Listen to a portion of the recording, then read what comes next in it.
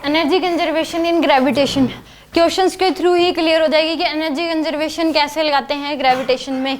ठीक है, थ्योरी कुछ भी नहीं है, क्वेश्चंस के थ्रू क्लियर होता है। क्वेश्चन आएगा डायरेक्ट आपको सोल्व करना है बस। तो इस केस में मान लो कि एक मास m दे रखा आपको, एक ये दूसरा मास है m, इन दोनों के बीच जो गैप है वो कितना है 2a का। इनके पकड़ के रख रखा है ऐसे, m मास और एक m मास, गैप कितना मेंटेन कर रखा है 2a का, यहाँ पे पकड़ रखा है। जैसे ही आप इनको छोड़ दोगे तो ये नजदीक आएंगे, दूर जाएंगे या वहीं के वहीं रहेंगे। पहले तो इनको पकड़ रखा था, मान लो एजेंट ने ऐसे पकड़ लिया, किसी बंदे ने गैप मेंटेन कर रखा था कितना 2a का, अब छोड़ दिया तो क्या होगा, नजदीक आएंगे, दूर जाएंगे या यहीं की यहीं रहेंगे। क्यों?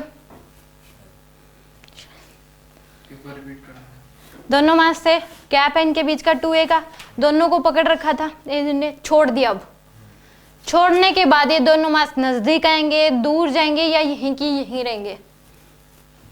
वैक्यूम में बात हो रही है, वैक्यूम है, वैक्यूम में दोनों मास है, उनके बीच का गैप 2a है, फिक्स मान लो पकड़ रखे हैं किसी ने। अब इनको छोड़ दिया तो उस केस में क्या होगा, नजदीक आएंगे, दूर जाएंगे या यहीं के यहीं रहेंगे। नजदीक आएंगे। क्यों? ग्रेविटेशन फोर्स लगेगा, ये दोनों का गैप क्या हो जाएगा, कम हो जाएगा, दोनों क्या आएंगे, नजदीक आएंगे। इनिशियली ये रेस्ट में थे, इनिशियली वेलोसिटी क्या थी इनकी 0, इनिशियली रेस्ट में थे, पकड़ रखे थे। जैसे ही आप छोड़ोगे क्या आएंगे, दोनों एक दूसरे को अट्रैक्ट करेंगे, क्योंकि दोनों के बीच क्या लगेगा, ग्रेविटेशनल फोर्स लगेगा। क्योंकि वैक्यूम है, एयर और कुछ रोक नहीं रही, तो दोनों क्या करेंगे, एक दूसरे को अट्रैक्ट करेंगे।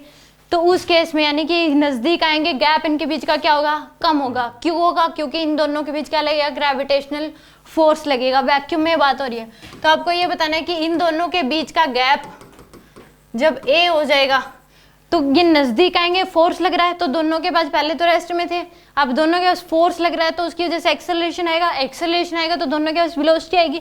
तो बाइसिमेट्री, मास दोनों का सेम है, तो बाइसिमेट्री दोनों के पास वेलोसिटी भी क्या आएगी, सेम। तो गैप a हो जाएगा, तो उस केस में बताना है कि वेलोसिटी कितनी हो जाएगी। Find v, find v। यहाँ पे देखो एक्सटर्नल कोई भी फोर्स नहीं लग रहा, यानी कि ऐसा कोई फोर्स नहीं लग रहा जो एनर्जी का लॉस कर रहा हो। एक ही फोर्स लग रहा है, ग्रेविटेशनल फोर्स, और वो क्या है नेचर में कंजर्वेटिव।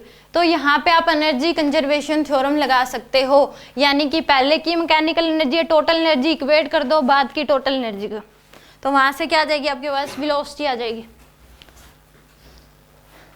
कोई कहे कि यहाँ पे क्यों लगा सकते हैं एनर्जी कंजर्वेशन, क्योंकि आप कहोगे एक ही फोर्स लग रहा है, that is the gravitational force, और ग्रेविटेशनल फोर्स क्या है, कंजर्वेटिव फोर्स है। और जब कंजर्वेटिव फोर्स किसी सिस्टम पे लग रहे हो तो उस केस में हम एनर्जी कंजर्वेशन लगा सकते हैं, क्योंकि कंजर्वेटिव फोर्स कभी भी एनर्जी का लॉस नहीं करते, तो एनर्जी कंजर्व ही रहेगी।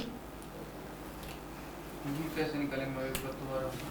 इस केस में पहले की काइनेटिक प्लस पोटेंशियल और बाद की काइनेटिक प्लस पोटेंशियल इक्वेट कर दो, वहां से आ जाएगी आपके पास वेलोसिटी।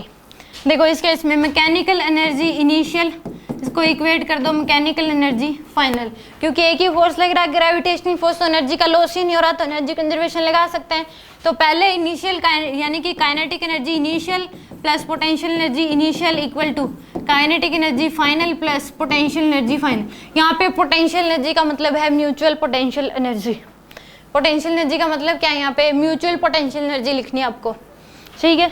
तो काइनेटिक एनर्जी इनिशियली दोनों रेस्ट में है तो 0 प्लस म्यूचुअल पोटेंशियल एनर्जी क्या आ जाएगी, माइनस का g(m)² डिवाइड बाय में 2a, ये आ जाएगी इक्वल टू इसके काइनेटिक एनर्जी हाफ mv², यानी कि हाफ mv², और इसकी काइनेटिक एनर्जी भी यही होगी, तो इंटू में 2 कर दे, ठीक है।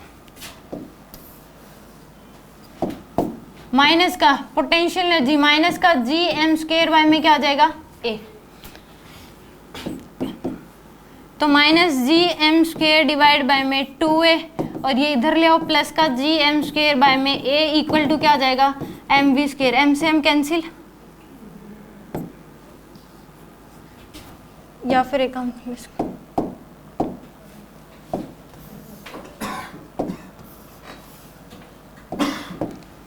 इसमें एलसीएम ले लो आप 2a, या जाएगा माइनस का g(m)² प्लस का 2g(m)² इक्वल टू mv²।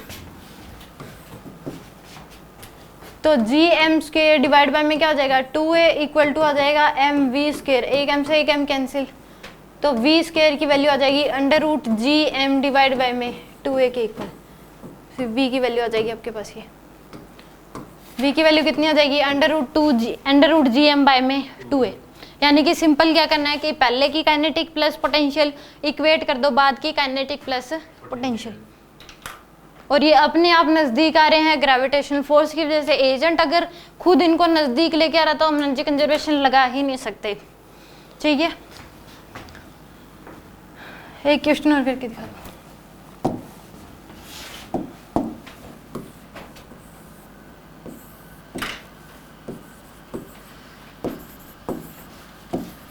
पहले ये रेस्ट में थे, इनिशियल वेलोसिटी इन सब की 0 है, गैप है a के इक्वल,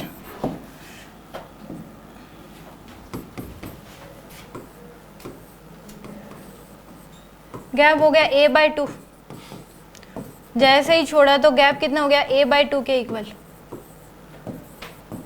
और सबके पास जो वेलोसिटी है वो v है, इसकी भी v, इसके पास भी v है और इसके पास भी v। अब बता दो velocity find v।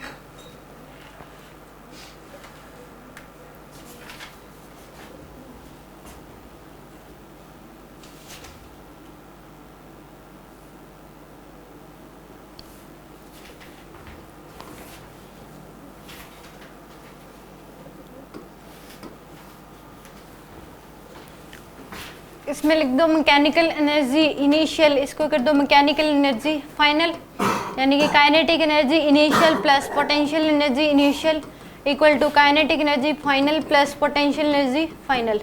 Initial kinetic energy क्या है 0 प्लस पोटेंशियल एनर्जी क्या हो जाएगी माइनस का G M square divide by में a इंटू में 3 equal to final kinetic energy half M V square into में क्या कर दोगे 3, क्योंकि एक मास की इतनी है तो तीनों मासेस के इंटू में 3 माइनस का G M square divide by में a/2 इंटू में 3। तो यहाँ से आ जाएगा आपके पास माइनस का 3 G M square divide by a, इधर ये ले आओ प्लस का 6 G M square divide by में a इक्वल टू आ जाएगा 3/2 एम वी स्क्वेयर।